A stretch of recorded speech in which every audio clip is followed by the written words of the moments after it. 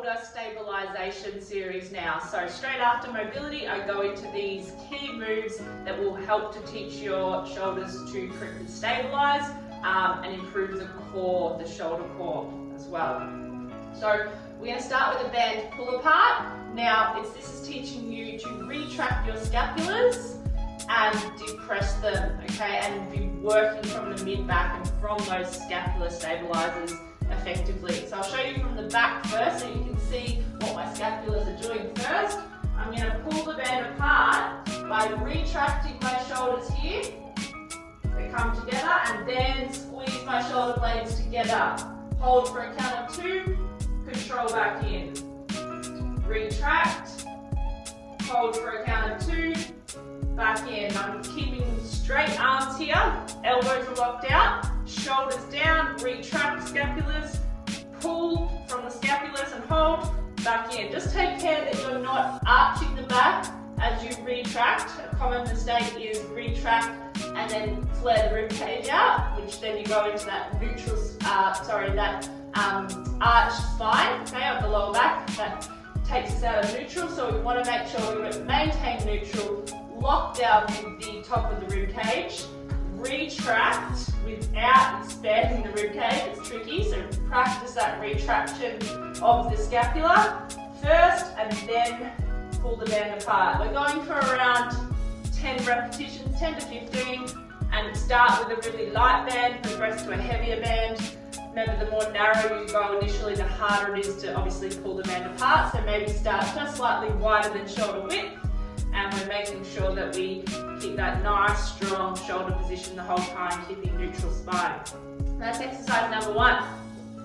Exercise number 2 is our YTW holds, okay? This will teach our overhead shoulder stability, okay? Being strong in this overhead position, strong in the lateral position in T and in W position, so working different areas of the shoulders. So the Y position, we're going to start on our bellies, head down. Now you can pop something underneath your forehead here to rest on so that you're a bit elevated. We're going to take the thumbs up in front of us so arms are nice and straight. Remember, you can start slightly wider into that Y position and then come into the more narrow in-line position with our shoulders to make it a bit more challenging. You're going to start here, plug the rib cage down, squeeze the bottom, keep neutral spine, and I'm going to retract my shoulders down and back and then lift up, holding that retraction.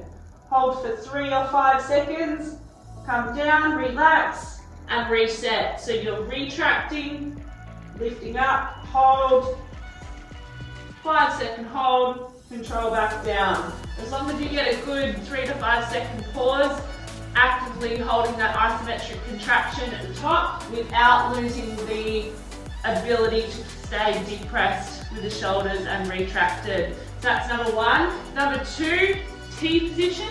Again, you have different variations of T. You can come with a flat palm or thumbs facing up.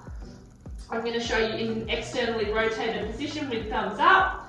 So I'm going to rotate shoulders down and back, lift my thumbs, squeeze and retract my shoulders, and then lift up from here. Holding and then back down. So reset, shoulders down and back, retract and lift.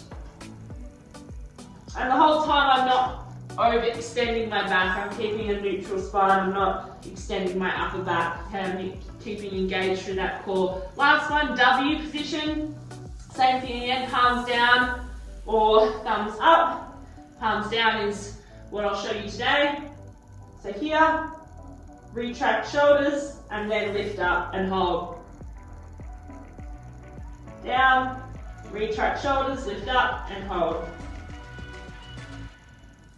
Okay, so that's our YTW drill. I'd recommend doing around 5 holds in each position, working your way up to 10 holds with a 5-second pause, and then we'll start to add some variety and dynamic variations after that.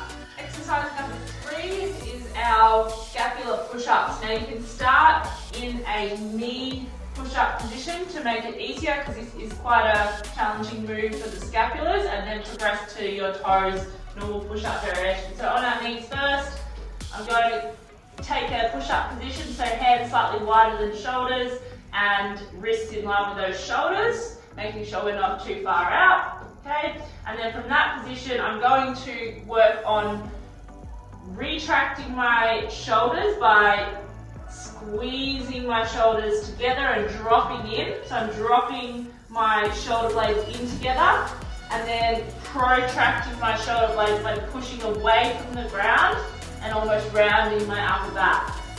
Retract, drop down, and then protract. Notice how I'm keeping a straight arm the whole time. I'm not bending my elbow.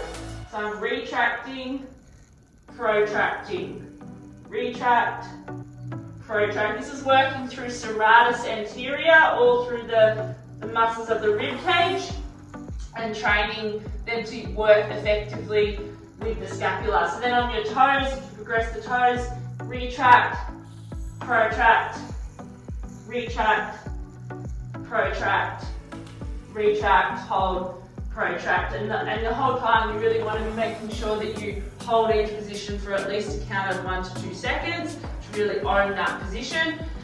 When you're retracting, it's a very subtle movement, okay? So there's no movement happening through the core. You don't want to be moving as you retract and drop through. You don't want to drop your hips. You don't want to drop through the mid-back either. So really work on holding really strong, strict core and only working from the shoulders, retract, protract.